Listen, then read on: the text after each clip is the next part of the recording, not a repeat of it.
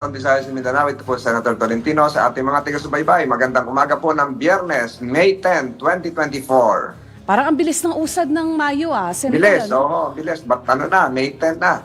Halos pagkakalahati na itong buwan ng Mayo. At kahapon, kahapon Oo. Sentol, makulimlim yung ilang bahagi ng Metro Manila, particularly sa Quezon City.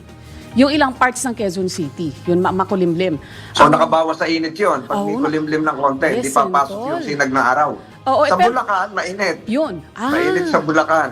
Katirikan pa rin Oo. ng araw, Ay, Sentol. hindi rin kami doon.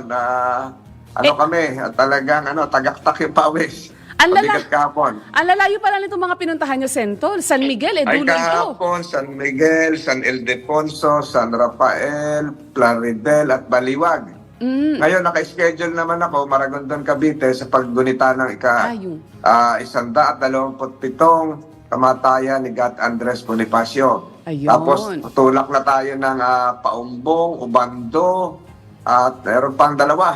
Nalimutan ko na.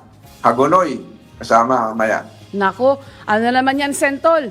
Kailangan magbaon ulit ng tubig, pero ang binabanggit, Sentol, ng Pag-asa, posible raw makaranas ng maulap na papawirin at rain shower yung ilang bahagi ng Ayan. bansa.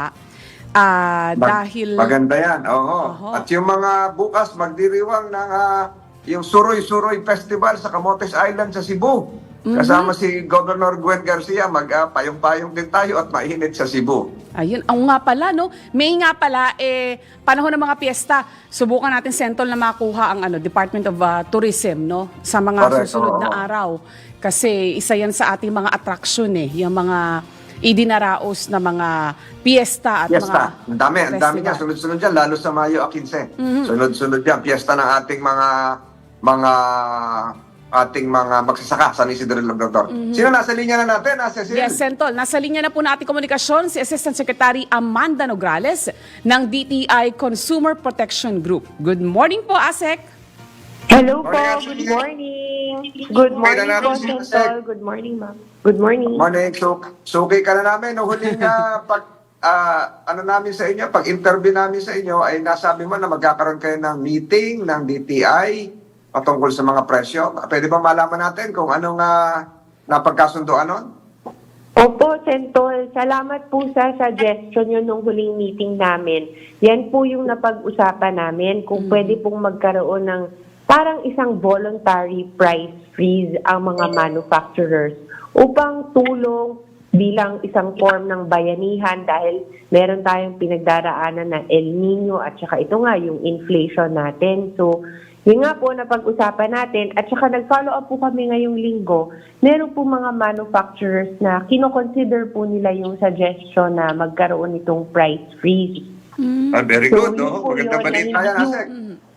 Opo, magandang balita po, Sentol. Kayo nga po yung nag-suggest sa amin ito dahil nga po yung nasabi nyo na ang hirap-hirap naman kung aantayin pa natin magkaroon ng declaration ng state of calamity bago magkaroon ng ng price freeze. Hirap na po ang mga consumers.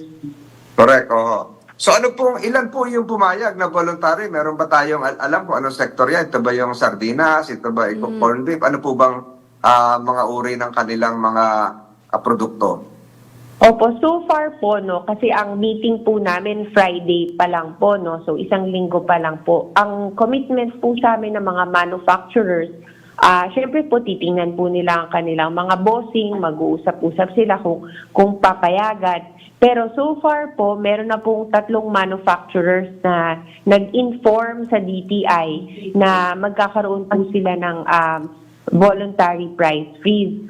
Hindi ko lang po mapangalanan ng mga manufacturers kasi buuin po muna namin ang listahan. Pero ang masasabi po natin, ang mga produkto ng mga manufacturers na nagsabi sa amin na magpa-price freeze sila, yung sa mga bottled water, mga delata po, at saka mga processed milk. Milk, gatas. Gatas po. At least. Malaking bagay na rin yun. Lalong-lalo na kailangan natin palakasin ang immune system ng mga bata dahil may pertussis. So, wala pa tayo sesim yung pinatutugtog na pumapalakpak. Wala Oo pa tayo nga. ng gano'n. Baka meron tayo Wala pa dyan. tayong gano'n. Dapat meron tayong gano'n Oo. para mapalakpakan to si Asek Nograles. Pero madadagdagan pa ho ito. May posibilidad, Asek. Opo, tama po yan. Madadagdagan pa po kasi hindi pa po tapos ang usapan. Yung naimbitahan po namin na mga manufacturers nung nakaraang Biyernes, hindi pa po lahat bumalik sa amin. Yung iba po sabi, tinitingnan pa po nila ang mga produkto nila kung alin dito yung pwedeng mag-price freeze. Ayun. Siguro naman pagkatapos nito, Asek, magkakaroon kayo ng isang announcement kung ano talaga yon, yung mga produkto, isang Yes po. communication gamit sa opisina nyo. Opo, Sentol. So, magkakaroon po kami ng release kung ano pong mga produkto ang naka-price freeze po na kahit walang state of calamity, naka-voluntary price freeze po ang mga produkto. Ito po yung Kasi ayon sa suggestion ilang niyo, linggo na lang Sentol. po ninyo kung sakali. Kung baka makahabol pa, Asek. Opo, yun nga po, ilabas po namin ang listahan. So mga kailan po natin to ma-expect na lumabas sa ASEC? Siguro po, bigyan nyo lang po kami, baka po by next week maglabas na po kami kasi 1 week na rin po ang nakalipas mula nung meeting. Copy fairness lahat, pati mga LGUs, para ma-monitor nila yung mga regional offices ninyo para mapadali Opo. yung implementation. Opo, sigurado po yan gagawin namin, Sentol. Ayun. Cecil, wala, parang nagpa-birthday sa mga consumers si na ASEC Nograles ngayon. Welcome development yan, Sentol at ASEC, lalo pat yung huling inflation data na inilabas ng PSA, food inflation yung pinaka may malaking ambag sa mabilis na paggalaw ng inflation. Yung po on my part po, ASEC, kasi meron na pong effort sa ibang bansa, meron na pong crackdown na ginagawa doon sa shrinkflation kung tawagin. Yun po yung para ma-maintain yung current price, babawasan nila yung quantity nung produkto. Pero sa ibang bansa po, like Korea, meron na po silang efforts to regulate yung shrinkflation. Ganun ang Estados Unidos, si US President Joe Biden, nag-express din po ng disappointment sa shrinkflation. Dito po sa Pilipinas, minomonitor din po ba ito ng DTI at meron po ba kayong mga plano para ma-regulate po itong shrinkflation? Opo, minomonitor po yan ng DTI. Sa katunayan, sa susunod po na ilalabas natin na SRP Bulletin, kasi nga po ang gawi po ng mga manufacturers, hindi pinapalitan ng presyuhan or yung iba pa nga binababaan ng presyuhan, pero binabawasan ng gramo o ml ng mga produkto. So, para gabayan ng ating mga consumers, ang gagawin po ng DTI sa susunod na SRP Bulletin, nakalagay yung presyo per ml, per gram, per weight, per unit ng item. Para makikita agad, isang tingin pa lang ng ating mga consumers, kung alin yung ano ang presyo per gram, per unit cost ng produkto at alin ang talagang mas mura or mas mahal. Ang pagpipilian niya na lang yung brand. Ayun, para, anong tawag ito, properly guided po para malaman ng mga consumer kung talaga bang sila ay nakamura dun sa produkto. Yan po yung isa, no, yung para kasi for the information and guidance of consumers. Pero, yun nga po, gaya ng sabi ninyo, ang efforts po ng DTI, binabantayan yan. So, kapag ang item na sinishrinkflation nila ay isang item na mula sa SRP Bulletin, kailangan pong mag-abiso sila sa DTI at titingnan po natin yung ano po yung basehan yan. Kasi, ma'am, effectively, pag nag-shrinkflation, no, parang price increase na rin yan. Hindi mo nga ginalaw yung presyo, binawasan mo naman yung gramo. Diba? So, kumukonti yung nakukuha ng consumers natin. It's an effective price increase na dapat nare-review pa rin ng DTI. Ayun. Kailan ho ito planong ipatupad, ma'am, ng DTI?